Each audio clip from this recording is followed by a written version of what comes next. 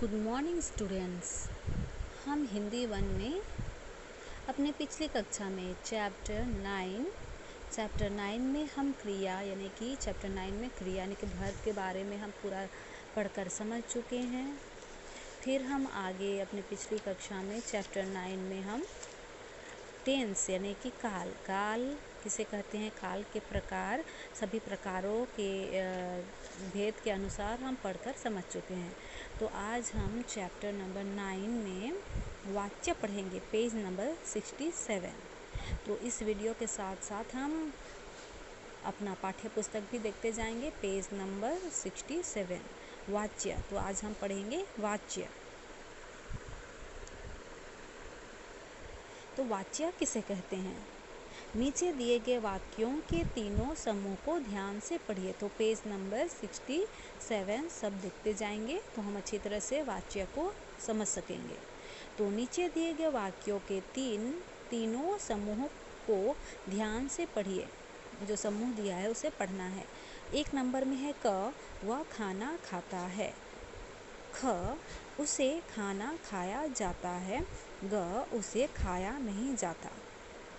दूसरा नंबर है दो नंबर का क, राकेश गणित पढ़ाता है। ख, राकेश से गणित पढ़ाई जाती है। ग, राकेश से गणित पढ़ाई नहीं जाती।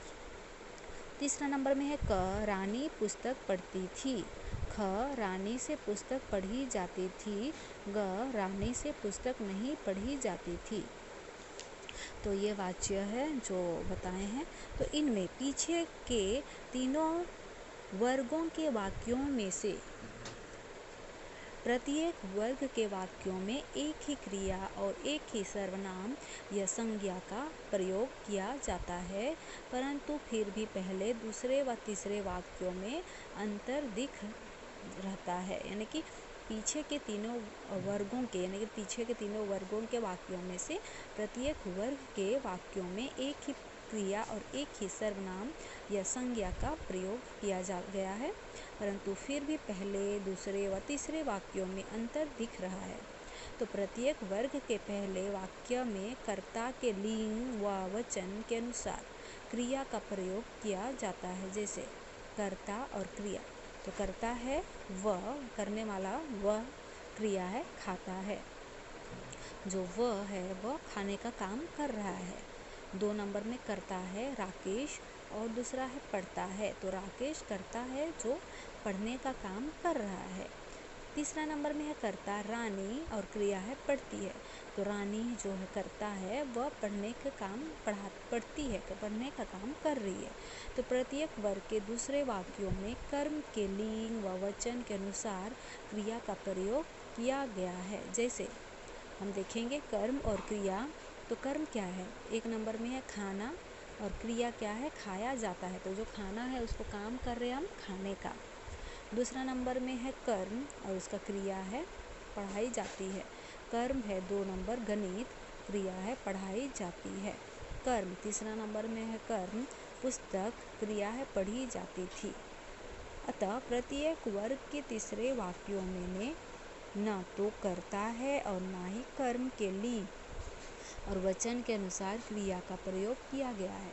यहाँ भाव के अनुसार क्रिया का प्रयोग किया गया है, जैसे कर्म और क्रिया। तो कर्म खाना, क्रिया है जाता। कर्म है पढ़ना, क्रिया है जाता। कर्म है पढ़ना और क्रिया है जाती थी। तो क्रिया के ये 3 अलग अलग रूप जो कर्ता, कर्म या भाव के अनुसार रूप धारण करते हैं उसे वाच्य कहलाते हैं।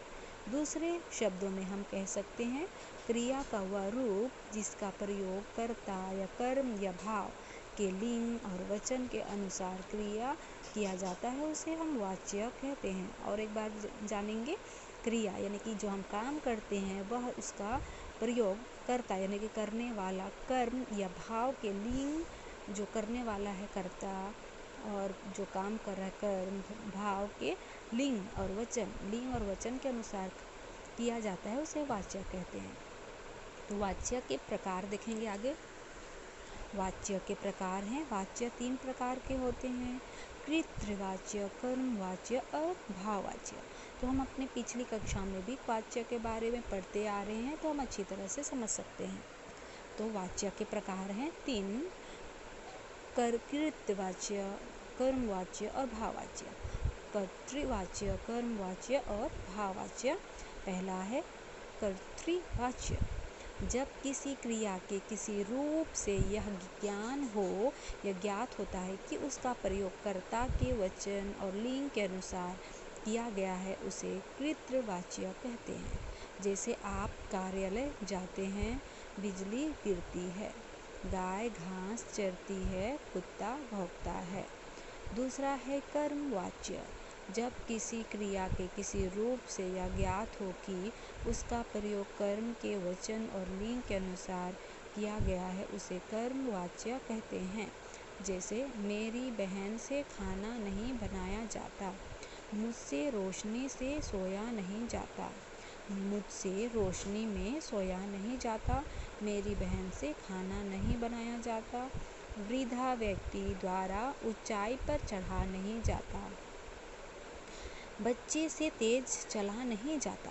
तो यह है कर्मवाच्य। जब किसी क्रिया के किसी रूप से यह ज्ञात हो कि उसका प्रयोग कर्म के वचन, कर्म यानी कि काम पर देता है, तो काम से कर्म पर वचन और लिंग के अनुसार किया गया, उसे कर्मवाच्य कहते हैं।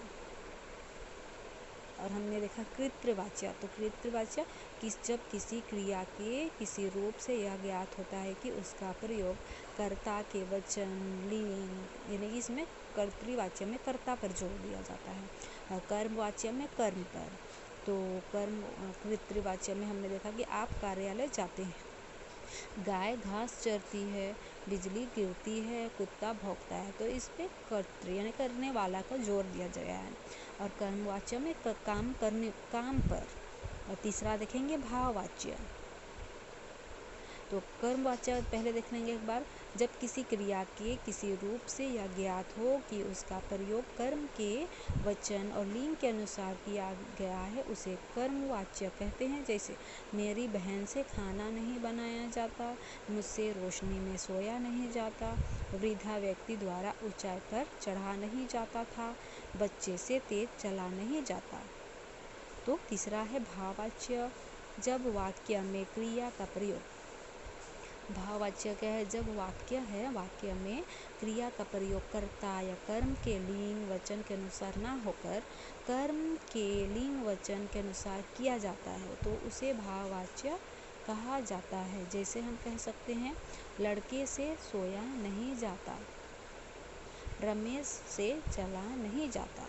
तो लड़के से सोया नहीं जाता, रमेश से चला नहीं जाता। तो ये है भाववाच्य। तो भाववाच्य क्या देखे हैं? जब वाक्य में क्रिया का प्रयोग कर्ता या कर्म के लिंग वचन के अनुसार ना होकर कर्म के लिंग वचन के अनुसार किया जाता है, तो उसे भाववाच्य कहते हैं। अब हम देखेंगे वाच्य परिवर्तन। परिभाषा है वाच्य परिवर्तन का। जब कर्तृवाच्य से कर्मवाच्य या भाववाच्य बनाया जाता है, तो वाच्य परिवर्तन कहलाता है। जब कर्तृवाच्य से कर्मवाच्य या भाववाच्य बनाया जाता है, तो वह वाच्य परिवर्तन कहलाता है। कर्तृवाच्य से कर्मवाच्य बनाने के लिए, कर्तृवाच्य से कर्मवाच्य बनाने के लिए क्या होता है? कर्ता के साथ से, द्वारा या के द्वारा जोड़ दिया जाता है। ख है कर्म के साथ लगी विभक्ति हटा ली जाती है। ग है क्रिया के साथ प्रत्यय अ, य अथवा ई जोड़कर उसके बाद जाना। धातु का उचित रूप है कर्म के वचन और लिंग के अनुसार जोड़ दिया जाता है। उदाहरण है, माँ खाना बनाती है। दूसरा है, रामू सेब खाता है। तीसरा है, रोहित कुत्ते को घुमाता है। तो माँ, उदाहरण यहाँ दिया है, माँ खाना बनाती है, कर्तृवाच्य। रामू सेब खाता है, कर्तृवाच्य। रोहित कुत्ते को घुमाता है, कर्तृवाच्य। तो यहाँ उदाहरण, माँ खाना बनाती है कर्तृवाच्य है, तो माँ के द्वारा खाना बनाया जाता है कर्मवाच्य। दूसरा, रामू सेब खाता है, कर्तृवाच्य। रामू के द्वारा सेब खाया जाता है कर्मवाच्य। रोहित कुत्ते को घुमाता है, कर्तृवाच्य। पुरोहित के द्वारा कुत्ता घुमाया जाता है, कर्मवाच्य। अब हम देखेंगे दूसरा कर्तृवाच्य से भाववाच्य बनाने के लिए। तो पहले हम देखें 1 नंबर कर्तृवाच्य से कर्मवाच्य बनाना। अब देखेंगे कर्तृवाच्य से भाववाचक बनाने। तो क है कर्ता के साथ से, या द्वारा, या के द्वारा जोड़ दिया जाता है।